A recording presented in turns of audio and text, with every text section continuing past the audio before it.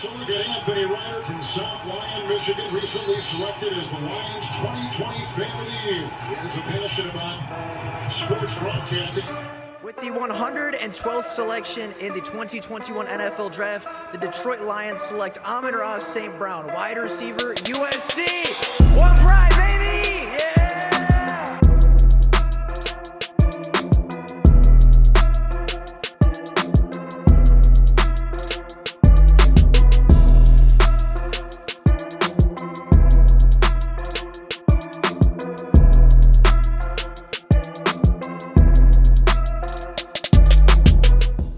What's going on, everybody? Welcome back to another Detroit Lions video. Now, the Detroit Lions traveled to Seattle last Sunday to take on the Seattle Seahawks in one of the most violent and chaotic environments in the NFL. Seattle and their 12th man are widely regarded as one of the hardest places to play in the NFL. And although the Seahawks aren't having quite the year that they envisioned for themselves at the beginning of the season, that doesn't change the fact that Seattle is one of the toughest environments in the NFL to play in. And despite a great offensive effort by the Detroit Lions, led by Tim Boyle, DeAndre Swift, and Amon-Ra St. Brown, the Detroit Lions were unable to walk out of Seattle with that victory, falling to 2-13-1 on the season and an 0-7-1 on the road. The Lions are winless on the road for the first time since 2008, and they are winless on the road for the second time in franchise history. Although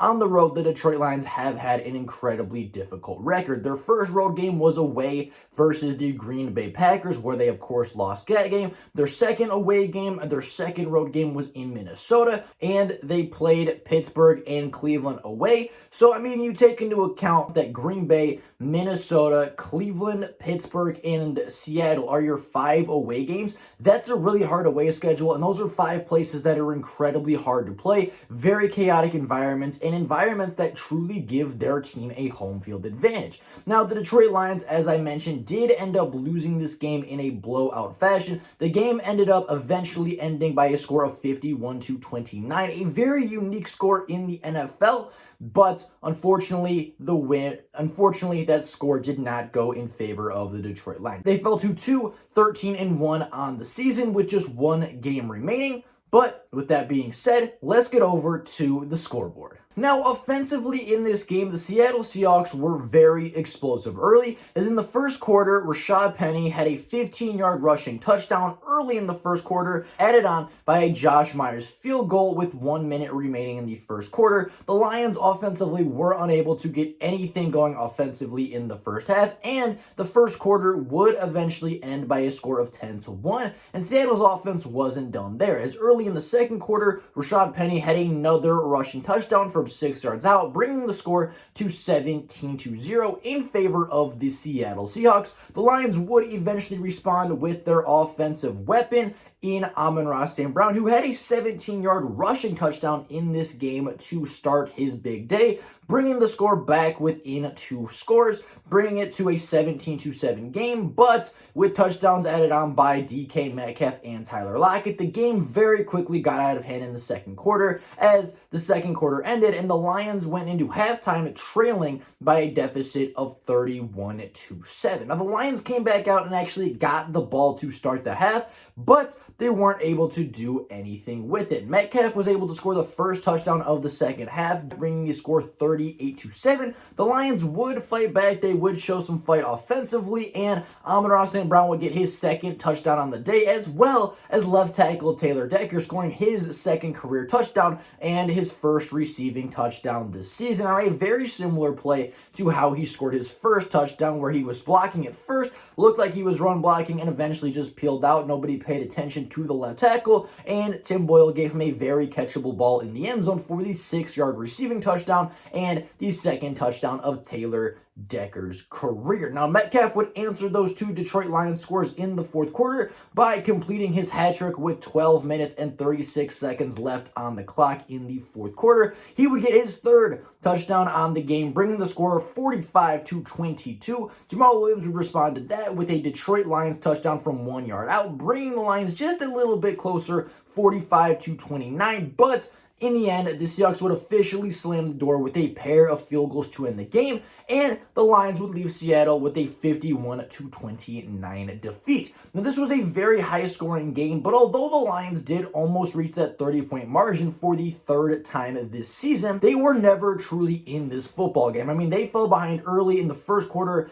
ended the first quarter down 10-0. Rashad Penny started the second quarter, taking the Hawks up 17-0, and by that point, when you're down 3 scores versus Russell Wilson, Rashad Penny, DK Metcalf, and Tyler Lockett, and to a lesser extent, Gerald Everett on that offense, it's going to be really hard to claw your way back, even if your offense is having a pretty good day. Now, of course, the turnovers did not help. Tim Boyle had 3 interceptions and a fumble on the game. Although they did recover the fumble on the same play that Tim Boyle recovered the fumble, he ended up throwing an interception to the Seattle secondary, and he did that 3 separate times. Now, Dan Campbell came out after the game and said he made some good decisions, Tim Boyle did, but the throws and the accuracy need to improve. And honestly, I just think Tim Boyle isn't the answer for Detroit. I really don't think he's a quality enough backup quarterback to where if Jared Goff has to miss games due to injury or, like we've seen this season, due to COVID protocols, I don't think Tim Boyle is good enough to step in and help the Detroit Lions win those football games. And if anything, it's the opposite. If anything, it is him hindering the Lions offense to the point where they can't win those football games. Is very much not all on Tim Boyle in this game. The defense allowed 51 points on the day. Yes, the Lions had 3 turnovers on offense, but the Lions were unable to force turnovers on defense, and they were largely unable to stop the run of Rashad Penny, and they were not able to hold DK Metcalf through the air either. The Lions showed a really good offensive effort in this game, but when you're facing the Seattle Seahawks and you get down to that kind of a deficit in that kind of an environment, it's really hard to claw your way back. And despite great effort and great fight shown by the Lions in this game, at least on the offensive side of the ball, it was just too much to overcome by this Lions team. Now, over to the stat sheet. Now, Tim Boyle in his 3rd start for the Detroit Lions, and hopefully his final start for the Detroit Lions, Tim Boyle was not very good. He was 22 of 37 passing, passed for 262 yards and 2 touchdowns, but threw 3 interceptions on the day, and as I said, fumbled the ball on the same play that he threw the interception. He just overall didn't look comfortable, didn't look good, which is surprising because the offensive line, despite their injuries, actually played a really good game, not allowing a single sack on the day and not really allowing too many pressures on Tim Boyle that were not forced by the quarterback himself. DeAndre Swift made his return to the NFL on Sunday, having just 4 carries, being very limited in the touches that he received, but had 32 yards and averaged 8 yards per carry on the game. Jamal Williams had a bulk of the carries on Sunday, getting 11 carries, 11 touches for 22 yards, and did score the touchdown from 1 yard out. Not a lot of yards per carry, but was a bell cow, was a guy that, just couldn't really find holes, couldn't really get a lot going in the run game, and that was kind of a theme for the Detroit Lions. They just overall couldn't find that running game that they had versus Arizona, couldn't find the running game that they had against Denver, and really, over the past 2 weeks, they have really lost their ability to run the football effectively, like we saw in Pittsburgh, like we saw in Cleveland, like we saw versus Denver and Arizona. The last couple of weeks, the Lions really haven't been able to run the ball as effectively as they had done in weeks prior. And, of course, your offensive player of the game, to no one's surprise, is Amon-Ra St. Brown, coming off Rookie of the Month honors in December, had 8 receptions, had his first 100-yard game at 111 yards, and scored another touchdown through the air. And, as I mentioned earlier, he also had 2 carries for 23 yards and a rushing touchdown on the day. Now, Kadarius Hodge really got his first opportunity at wide receiver with the injuries and with the COVID, and with Josh Reynolds missing the game on the COVID reserve list. And he played fairly well, having 5 receptions on 10 targets, totaling for 76 yards. Wasn't able to find the end zone, but didn't look all that bad when being targeted by Tim Boyle. And considering it was Tim Boyle throwing him the football, 5 receptions for 76 yards really isn't that bad for a guy that was added onto this roster late into the preseason process. Now, Taylor Decker caught the second touchdown and the only other touchdown of the game scored by the Detroit Lions. Second touchdown of his career, scored one in 2019 versus the Los Angeles Rams when they played against Jared Goff in Ford Field.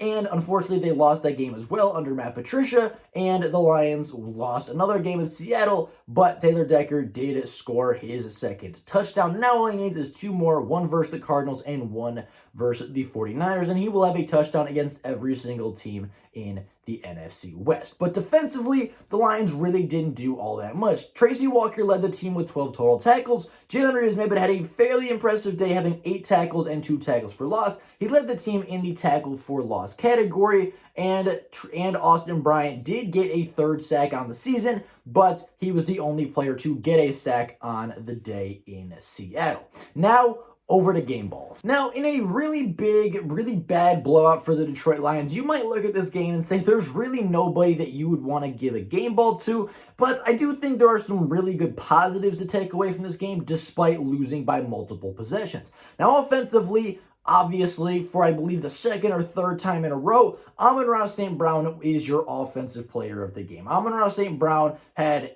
10 total touches on the day for 143 yards and 2 total touchdowns. He had 8 receptions this game for 111 yards and a touchdown through the air. He had 2 carries for 23 yards and a touchdown on the ground. He was effective everywhere that he was. Over the past 5 games, Amon-Ra St. Brown has totaled at least 8 catches and 70 yards, and in doing so, he became the first rookie ever to have at least 8 receptions and 70-plus yards 5 games in a row in their rookie season. Amon-Ra St. Brown also won Rookie of the Month for the month of December, and overall, he's just a really good, really dynamic offensive weapon for this Detroit Lions team that is looking for that big offensive playmaker. And I still believe, even with the emergence of Amon-Ra St. Brown, that the Detroit Lions should be looking at wide receiver in this draft class probably fairly early. But I think with the emergence of Amon-Ra St. Brown, with Quintez Cephas having a fairly good season before he was placed on injured reserve, I think that the Detroit Lions can pump the brakes on the wide receiver train just a little bit, and maybe instead of forcing themselves to take one in the early rounds, you can find a hidden gem like Amon-Ra St. Brown in the middle of the 3rd, early in the 4th, in a very similar way that Brad Holmes approached this position last year, having, in my opinion, a worse situation in the wide receiver room. Defensively, there wasn't a lot of great defensive standouts, obviously, but I thought Tracy Walker had a really respectable day as a starting safety. Tracy Walker allowed 2 catches and 16 yards on 32 coverage snaps. He led the team with 12 tackles, and overall, Tracy Walker is having a really good season. I mean, he does not allow a lot of passes down the field. I believe has only been targeted 26 times in the air all season, which is just over 2 per game, or just under 2 per game targets through the air. I mean, he's a guy that, doesn't have flashy numbers, doesn't have flashy interceptions, and that's an area I really want him to improve at as a safety, but he's also a guy that isn't getting tested a whole lot, isn't getting exposed a whole lot. I don't believe he's given up a touchdown on the season yet, being the sole player in coverage, and if he has, I really don't think probably wasn't his fault. It was more likely that he was just the closest defender in the area. And I mean, overall, Tracy's having a really quietly good season, and after leading the team in tackles in 32 coverage snaps, only allowing 16 yards and 2 catches, he had a really good game versus Seattle, which is not something a lot of Lions players can say. And in a big blowout loss, there's going to be a lot of people saying there was no coach of the game, there was no coach to impress, but I strictly disagree. I think Dan Campbell, especially as an offensive play caller, called a pretty good game. I think he's utilizing Amon-Ra St. Brown in really unique and very creative ways. I think he's getting Amon-Ra St. Brown in space and using the very few weapons and very few healthy weapons that he has left on this roster this year to their maximum potential. I mean, you see guys like Kadarrell Hodge getting their opportunity and putting up respectable numbers for a guy that wasn't supposed to do anything this season. You look at Amon-Ra St. Brown, the 4th round wide receiver, wasn't really expected to be the number 1 weapon, wasn't expected to break rookie records and win Rookie of the Year, but Dan Campbell's putting Amon-Ra St. Brown in positions to get touches, and when he gets touches, he makes good things happen. Obviously, with the injury to his quarterback, he was forced to play a very different style of offense than what they really wanted to do, and Tim Boyle does hinder the offense when he is under center, which is unfortunate to see, but at the end of the day, I think with the very limited tools that Dan Campbell has at his expense right now, I think he's utilizing those tools in very creative and very unique unique ways to, find some offensive success, move the football down the field, and put up points, whereas they weren't doing early in the season. So I do give Dan Campbell the coaching ball of the game. I think he called a fairly good game offensively. Obviously, with all the depletions on this roster, with all the injuries, with all the COVID things, with all of the restrictions that Dan Campbell has been going through and has been coaching through for a majority of the season, at the end of the day, the Lions fielded a less talented team than the Seattle Seahawks. And with the Seahawks environment, with the Seahawks playing so much better at home, it was really a recipe for disaster for Dan Campbell's Lions. Now, when you look at the story of the game, there wasn't anything going into this game. There wasn't really anything coming out of this game that we'd learned or that was new from this game, but there was a couple things that were really apparent to me. And I touched on this earlier, but I think Tim Boyle needs to go. Tim Boyle signed a one-year contract with Detroit in the offseason, and honestly, he hasn't earned that contract. And yes, he started 3 games, and yes, he's thrown a couple of touchdowns, and he's kept a couple of games close. Admittedly, he could have won the Browns game with a few better throws. He could have won the Atlanta game with a few better throws. And who knows, if he doesn't turn the ball over 3 times in Seattle, maybe they have a better chance of winning that football game as well. But at the end of the day, he's 0-3 as a starter. At the end of the day, he has more turnovers than he has touchdowns. He has more bad plays than he has good plays. And even if mentally he's there, like Dan Campbell is saying, even if mentally he's making the right reads, even if mentally he's making the right decisions, at the end of the day, Tim Boyle is not getting the football to the guys that need to get the football. He's not putting the football in a good position. He's turning the football over way too many times. And even when making those good decisions, his accuracy, his fundamentals, and his technique are letting him down more times than not. And he's having trouble delivering the football even when he makes the right decision and when he makes the right read.